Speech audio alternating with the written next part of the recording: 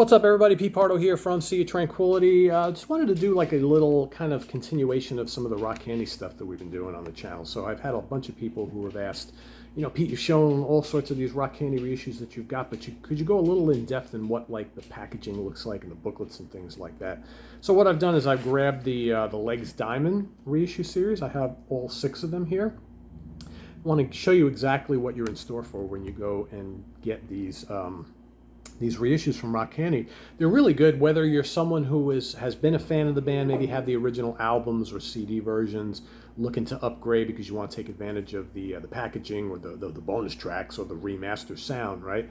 But also if you're someone who has never taken the plunge into exploring the music of these bands, but you're intrigued, well, these are probably the way to go. So we'll start, and I'll go in order here. So here's the first album, self-titled Legs Diamond. So you'll have on many of the Rock Candy reissues, you'll have these hype stickers which go on the front of the jewel case. And in most cases, they're really hard to take off. I used to hate having like hype stickers on CD cases, but really Rock Candy's the only ones who kind of do them anymore with consistency. And I've gotten to the point where I don't mind them anymore. It's kind of like their trademark sort of thing. Not all of them have them, but most do. You'll see here, some of these have them, some of these don't. But generally speaking, and you get the original artwork, album artwork, all bright, popping and whatnot. On the back, you'll generally have a nice little intro essay about the album and the band, the track list, all the bonus tracks, and a shot of the band, right? So as you open up, and this is a 2-disc set, so this is a great one to get because you get a second disc of all sorts of session tracks that didn't make the album, alternate takes, early takes, demo songs, all sorts of stuff, a whole full album's worth of material. And then if you pop the disc out, you get the other releases in the series. Again, this is an early one, so they hadn't reissued the final 3 albums. And then once we take the booklet out, they're all really well done. In most cases, they're pretty thick. You get all sorts of shots of the band. You get a full essay by either some sort of journalist or someone from the band. Jeff Poole, the drummer, actually did the first couple of these. Some live shots. Most of these, especially if it's the same band, you'll get like similar kind of history bio of the band leading into then very specific information about that album, the recording session, and everything that happened with the album and stuff like that. All right, so you see, not just like a 1 or 2 page thing. This is kind of big, and then on the back you'll get all of the tracks, all the credits, who played. Right, we got Rick Sanford, lead vocals, flute, and percussion. Roger Romeo, no relation to Michael, on lead guitar, vocals. Michael Prince, keyboards, guitar, and vocals. Michael Diamond on bass guitar, and Jeff Poole, drums and percussion. And then it's really cool here. So if you know anything about Legs Diamond, they've often been called like kind of like US's answer to Deep Purple, especially early on. And their thanks here, they list Ritchie Blackmore, Ian Pace, Cozy Powell, John Lord, John Bonham, Ted Nugent, Derek St. Holmes, Gene Simmons, Ace Frehley, so on and so forth. Produced by Derek Lawrence, by the way, also early producer for Deep Purple. So very cool. I always really like, in most cases, many of these remasters are really well done. In some instances, you get some, like I was listening to the Fox Fort Knox one yesterday, and that's a little on the, it's probably because the source material is, it's kind of subpar, but that remaster doesn't sound all that great. It's okay. It's kind of muddy. Some of these, though, sound big and bright and just, really, really good, bursting with life. Here's the second album, A Diamond is a Hard Rock. Okay. So again, wonderful reproduction of the artwork. Same deal here.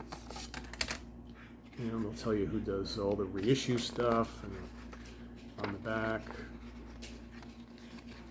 full on live shots, studio shots, nice live concert stuff. See all that. So very, very cool. Then of course we have the third album. The first 3 albums are really good. There was the first 3 albums, and they kind of like just broke up or just didn't do anything for a bunch of years. Then they got back together. So I always thought this band was like either a little too late in the 70s or a little too early for what they were doing, and could have done some of the stuff in the early 80s, right? So the third album, okay, Firepower. Here we do have the hype sticker in there once again. Nice jam-packed booklet full of groovy stuff. Live shots, nice big essay. So like, especially for some of these kind of more obscure bands, right? You're not going to be able to go out and find a book on a Legs Diamond, right? Just like Mr. Martin Popoff does it. So here you got some really, really detailed information about the history of the band and these individual albums. All right, and then of course the credits, special thanks, reissue credits, all that sort of thing. So, like I said, they did kind of go into hiatus for a few years, and then they came back in the early 80s, 1984 as a matter of fact, with Out on Bail, reconfigured lineup. This one also has bonus tracks, right, some session tracks and things like that. Some of these have live tracks.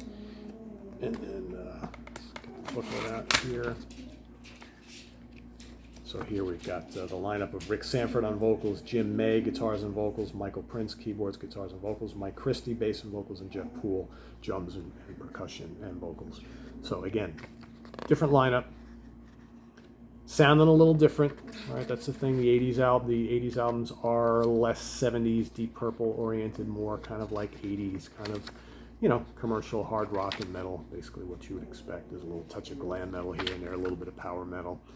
Some good stuff. I will say on the later albums, the drum sounds are pretty terrible. There's like lots of like synthesized drum sounds and stuff, which I don't like, but the rest of it's really good. The vocals are great, guitars are good. So there's some really good stuff on the later ones. I would say don't sleep on those later ones. Land of the Gun, and you can see by their look, they're kind of, sorry for the glare, going for that whole kind of 80s thing. Again, these albums they're good. They're maybe not as wow factor as the first three, but again, it's a different era, different version of the band, different things going on musically. So you can see they're going more for that kind of like that glam hair metal type of thing. And there's definitely that influence in the music. So on here, Rick Sanford, Jim May, Michael Prince, Mike Christie, Dusty Watson on drums. So taken over from Jeff Poole, and the essay that here is written by Dave Reynolds, who also did one of the other ones as well. And then we've got Town Bad Girl, which kind of a racy cover, right?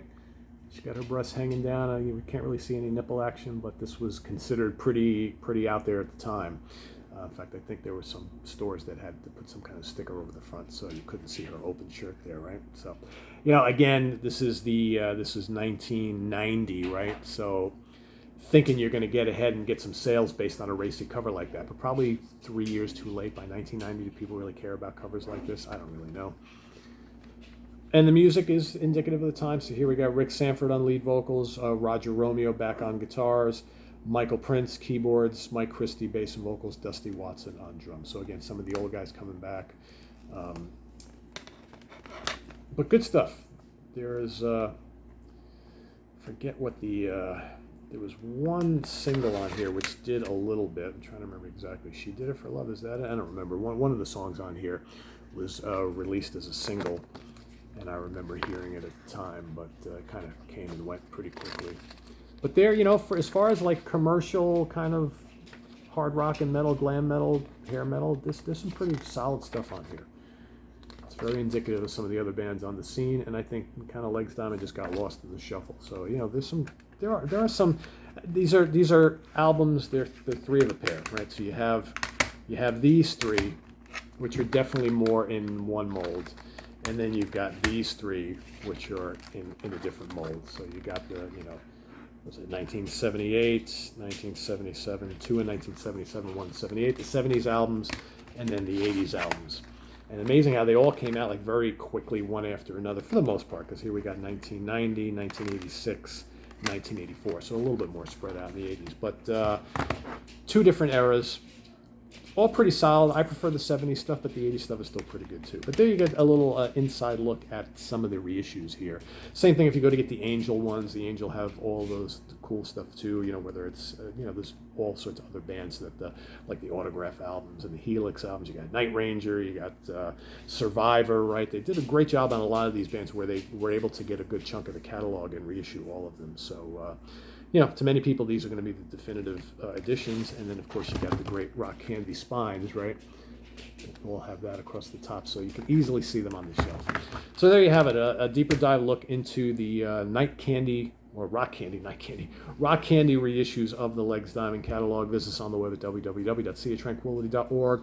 We're on Facebook, we're on YouTube and Instagram all the damn time. Please subscribe if you haven't already and click on that notification bell so you get alerted of all of our content as it posts. And please do hit the like button before you leave. Also down below we got the links to the Ko-Fi page for channel donations, our merch page, our Cameo page, and the Sea of Tranquility membership options. Thank you in advance for all your support there. It's greatly appreciated, and we'll see you soon here with more stuff. I'm Pete Pardo. Thanks for watching, everybody. Bye-bye.